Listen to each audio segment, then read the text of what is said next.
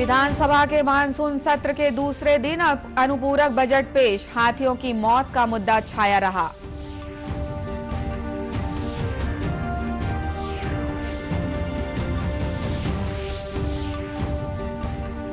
राष्ट्रीय परीक्षा एजेंसी ने नीट और जेईई के लिए परीक्षा केंद्रों की संख्या में की बढ़ोतरी, सामाजिक दूरी के नियमों के तहत होगी परीक्षा।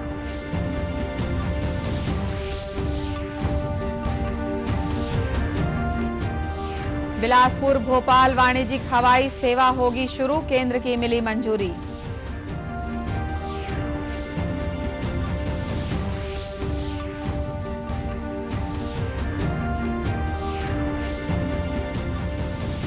और देश में कोरोना से स्वस्थ होने वालों की दर बढ़कर 76.30 पहुंची।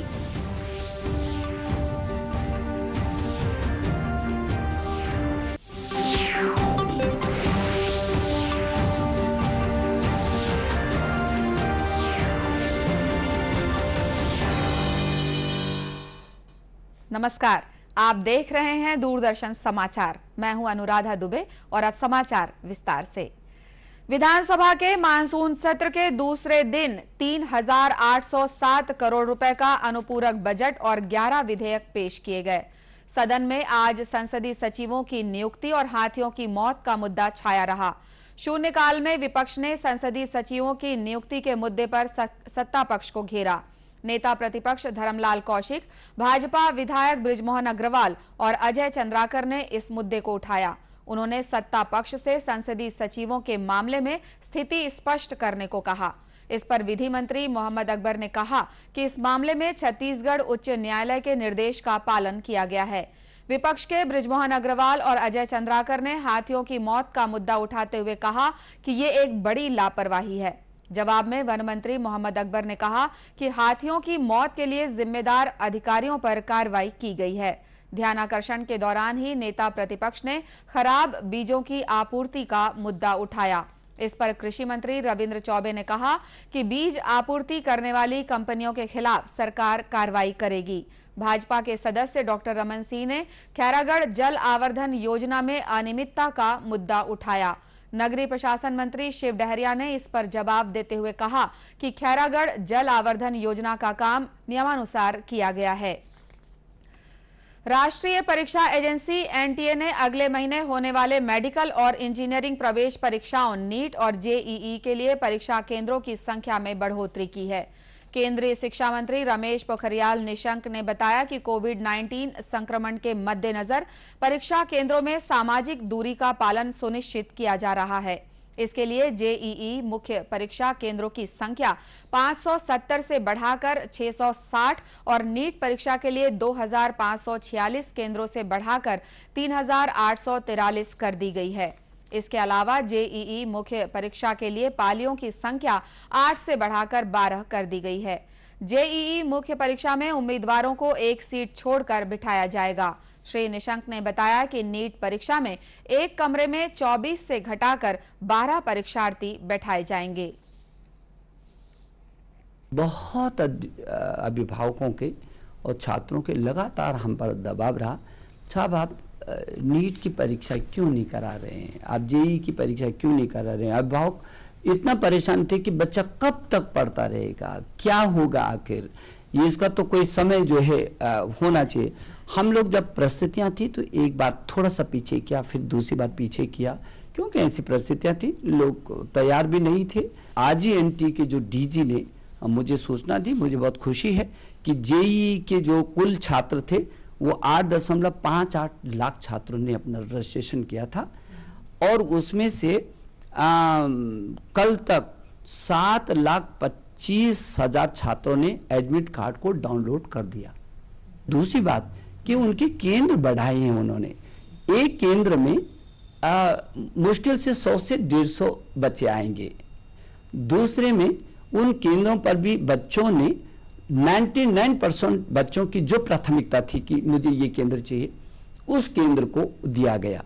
इस बीच केवल 450 बच्चों का अभी ये निवेदन आया कि थोड़ा सा परिस्थितियां हमारे अनुरूप हो जाएं तो हमारे ये केंद्र बदलकर यहां कर दें। एनटीए उसके लिए भी तैयार है। जेईई की मुख्य परीक्षा इस वर्ष 1 से 6 सितंबर तक, जबकि नीट की परीक्षा 13 सितंबर को आयोजित की जाएगी।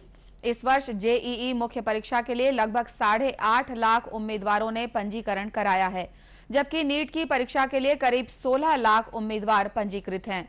एनटीए ने राज्य सरकारों से भी उम्मीदवारों को स्थानीय तौर पर परीक्षा में पहुंचने और वापस जाने में सहायता मुहैया कराने के लिए लिखा है।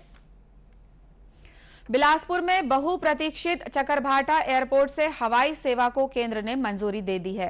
पहली हवाई सेवा बिलासपुर भोपाल बिलासपुर के लिए विमानन मंत्रालय से अनुमति मिलने के बाद अन्य मार्ग पर भी हवाई सेवा का मार्ग प्रशस्त हो गया है। मुख्यमंत्री भूपेश बघेल ने केंद्रीय नागरिक उड्डयन राज्य मंत्री स्वतंत्र प्रभार हरदीप सिंह पुरी को ट्वीट कर ये सेवा शुरू करने के लिए धन्यवाद ज्ञापित किया है। श्री बघेल ने कहा है कि बिलासपुर को दिल्ली और मुंबई जैसे महानगरों से जोड़ने पर ही प्रदेश को वास्तविक रूप से लाभ मिल पाएगा।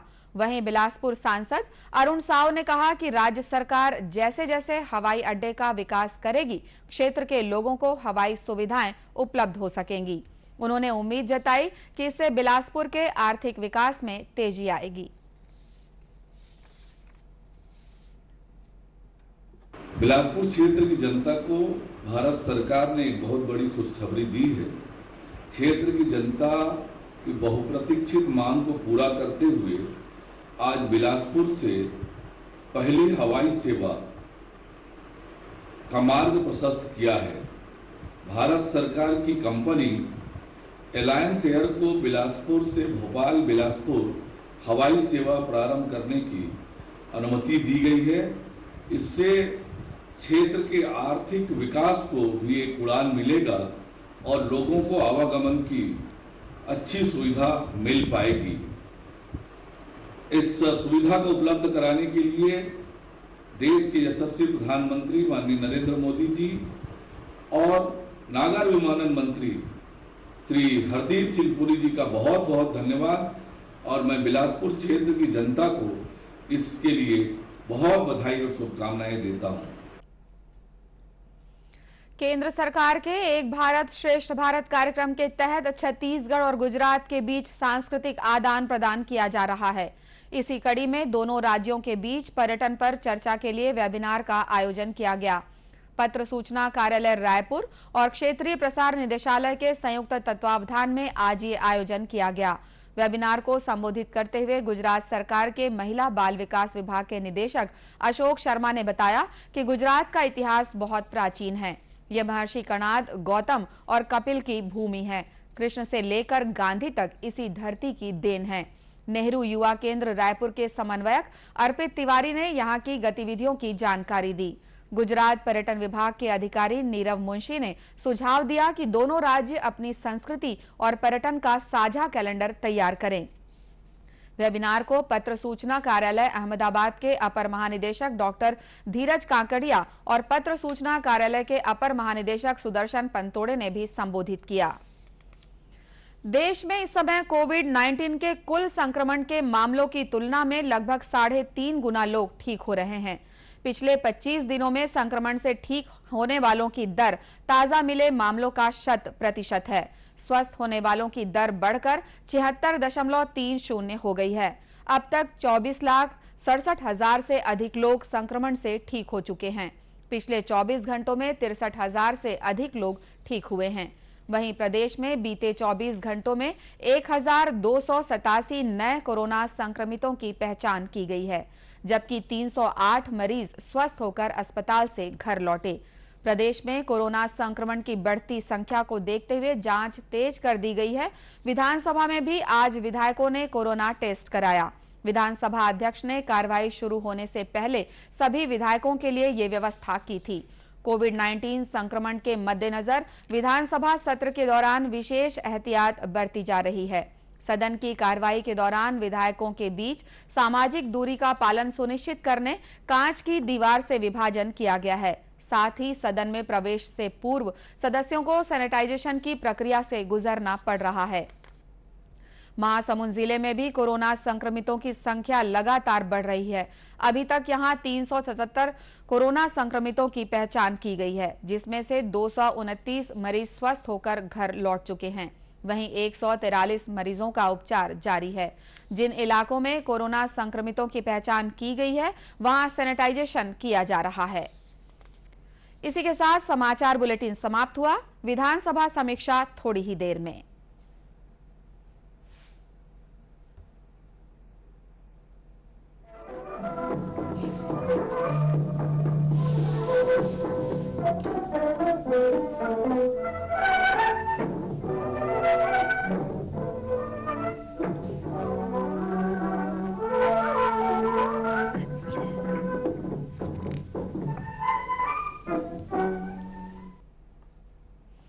छत्तीसगढ़ विधानसभा के मानसून सत्र के दूसरे दिन संसदीय सचिवों की नियुक्ति के मुद्दे पर विपक्ष ने सरकार को घेरा।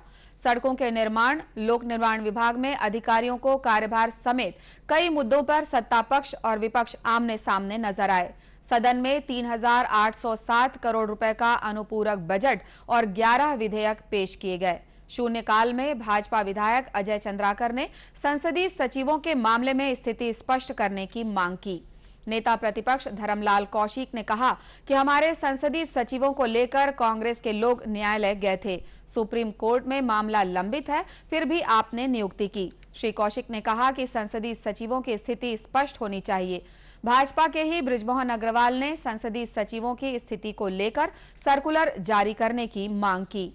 जवाब में विधि मंत्री मोहम्मद अकबर ने कहा कि उच्च न्यायालय के जो निर्देश आए हैं उनका पालन किया गया है। उन्हें केवल मंत्री की सहायता के लिए नियुक्त किया गया है। श्री अकबर ने कहा कि जो मामला सुप्रीम कोर्ट में लंबित है उस पर चर्चा नहीं की जा सकती।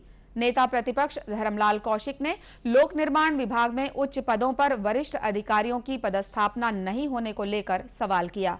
इस पर लोक निर्माण मंत्री ताम्रध्वज साहू ने कहा कि सरकार सामान्य प्रशासन के निर्देशों का पालन कर रही है। कृषि मंत्री रविंद्र चौबे ने ध्यानाकर्षण के दौरान विपक्ष के धान और मक्का बीज खरीदी का मुद्दा उठाए जाने के जवाब में कहा कि प्रदेश के किसानों को खराब बीजों की आपूर्ति करने वाली कंपनियों के खिलाफ सरकार कार्रवाई करेगी। भाजपा के सदस्य डॉक्टर रमन सिंह ने खैरागढ़ जल आवर्धन योजना में अनियमितता का मुद्दा उठाया। नगरीय प्रशासन मंत्री शिव डहरिया ने इस पर जवाब देते हुए कहा कि खैरागढ़ जल आवर्धन योजना का काम नियमानुसार किया गया है। सदन में ध्यानाकर्षण के दौरान हाथियों की मौत का मामला उठाते हुए भाजपा विधायक बृजमोहन अग्रवाल ने वन विभाग के अधिकारियों पर लापरवाही का आरोप लगाया। वन मंत्री मोहम्मद अकबर ने आरोपों को नकारते हुए कहा कि लापरवाही की वजह से मौत हुई है, ये कहना सही नहीं है। इसके लिए जिम्मेदार अधिकारियों पर कार्रवाई की गई है। विपक्ष ने कोरोना संक्रमण मुद्दे पर स्थगन प्रस्ताव लाते हुए कहा कि सरकार कोरोना संक्रमण से निपटने में विफल रही है। विपक्ष ने क्वारंटाइन सेंटरों में हो रही मौतों को लेकर भी सवाल उठाए। इस पर स्वास्थ्य मंत्री टीएस सिंहदेव ने कहा कि सरकार ने समय पर जांच और स्क्रीनिंग कराने की शुरुआत की। क्वारंटाइन सेंटरों में भी बेहतर ढंग से व्यवस्थाएं की गई हैं। उन्होंने कहा कि यह कहना गलत है कि अव्यवस्था के कारण मौतें हुई हैं। इसी के साथ विधानसभा समीक्षा समाप्त हुई। नमस्कार।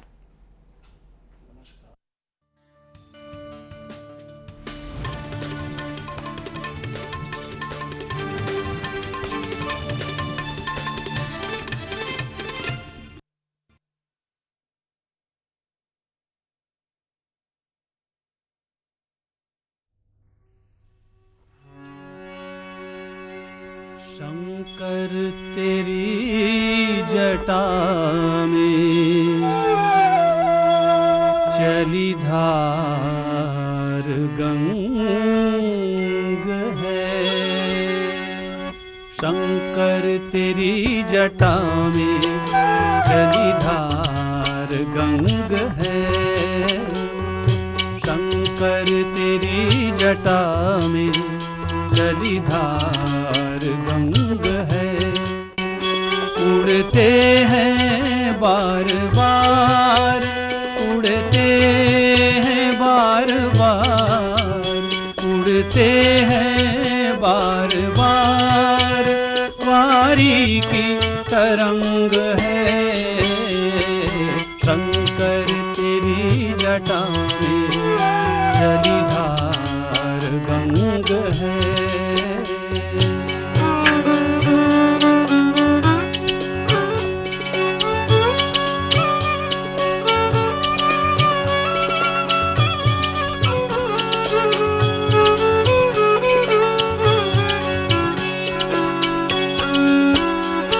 गले में मुंड माला है, कानों में है कुंडल। गले में मुंड माला है, कानों में है कुंडल। कानों में है कुंडल।